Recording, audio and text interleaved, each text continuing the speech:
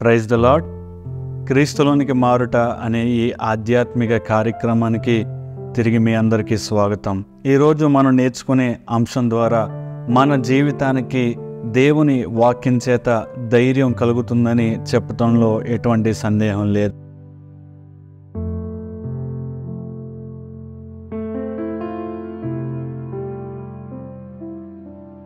సమూయేలు మొదటి గ్రంథము 30వ అధ్యాయము 6వ వచనంలో ఇలా కనబడుతుంది. దావీదు మిక్కిలి దుఃఖపడెను, మరియు తమ తమ కుమారులను బట్టియు కుమార్తెలను బట్టియు జనులందరికీ ప్రాణము విసుకనందున రాళ్ళు రువ్వి దావీదును చంపుదము రండని వారు చెప్పుకొనగా దావీదు తన దేవుడైన యెహోవాని బట్టి ధైర్యము తెచ్చుకొనెను.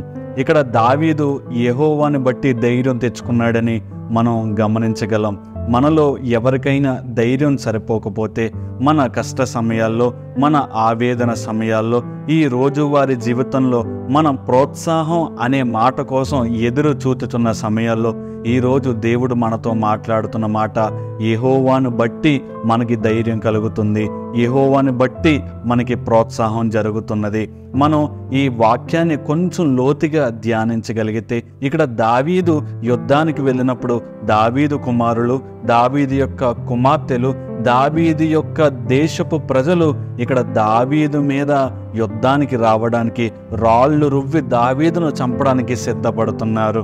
కొన్నిసార్లు మన జీవితంలో కూడా ఈ సంఘటన ఎదురవుతూ ఉంటుంది. క్రైస్తవంలోనికి వచ్చిన తర్వాత, దేవుని నమ్ముకున్న తర్వాత మనం దేవుని రూపంలోనికి మారిపోదాం అని తీర్మానం తీసుకున్నప్పుడే మన కుటుంబ సభ్యులు మన మీద వ్యతిరేకత ప్రారంభిస్తారు.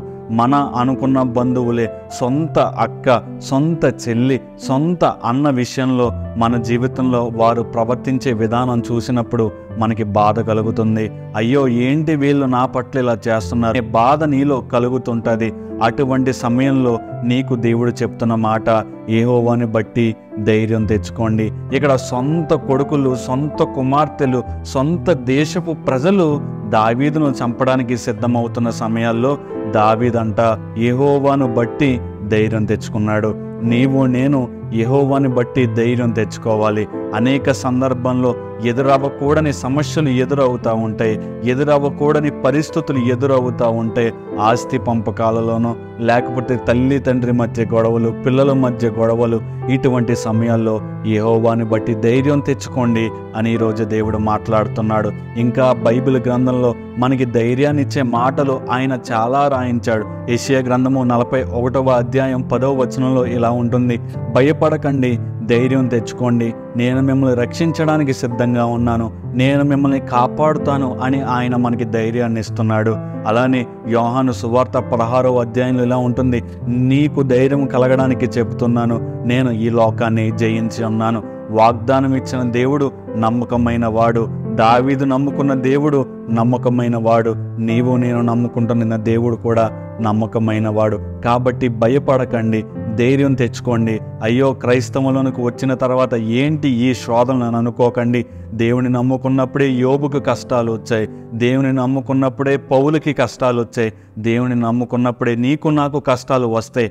కానీ అందులో ఆయన ఇచ్చే ధైర్యాన్ని యెషయా గ్రంథంలో 41వ అధ్యాయంలో రాయించాడు, ఆయన నీకు తోడయ్యుండును. పౌలు అన్నట్లుగా ఆయన కృప మనకి చాలును. కాబట్టి ప్రియ సహోదరి సహోదరుల, ఇంటిలో ఉన్న పరిస్థితులను బట్టి, ఈ క్రైస్తవంలోనికి వచ్చిన తర్వాత నీ పట్ల కలిగిన ఆ ఉద్దేశాన్ని బట్టి మీరు భయపడకండి. మీ ఫలము అధికమవ్వడానికి సిద్ధంగా ఉన్నది ఈ పరీక్ష, అందుకే మీరు ఎదుర్కొంటున్నారు. ఇక్కడ దావీదును బట్టి మనం అర్థం చేసుకోవలసిన సంగతి, మిమ్మల్ని అందరూ విడిచి వెళ్ళిపోవచ్చు, మీరు శోధనను ఎదుర్కొనవచ్చును, కానీ మీరు ధైర్యం తెచ్చుకోండి యెహోవాని బట్టి. ప్రార్థన చేద్దాం. గనుడైన దేవా, నీ నామానికి వందనాలు. మేము ధైర్యము కోల్పోయిన సమయాల్లో మా ధైర్యము నీవై మమ్మలను అయా బలపరుస్తున్నందుకు నీకు వందనాలు. దావీదు యొక్క జీవితాన్ని చూచి మేము గ్రహించాము. మాకు ధైర్యము కోల్పోయిన సమయాల్లో నీవే మాకు ధైర్యాన్ని ఇవ్వడానికి, నీవు మమ్మల్ని కాపాడడానికి నీ కృప చూపుతున్నందుకు నీకు వందనాలు ప్రభువా. దావీదు బలి నీ మీద ఆనుకునుటకు మీరు సహాయాన్ని అనుగ్రహించండి, మాకు ప్రోత్సాహాన్ని అనుగ్రహించమని యేసు నామమున అడుగుచున్నాము మా పరమ తండ్రి. ఆమేన్. Praise the lord.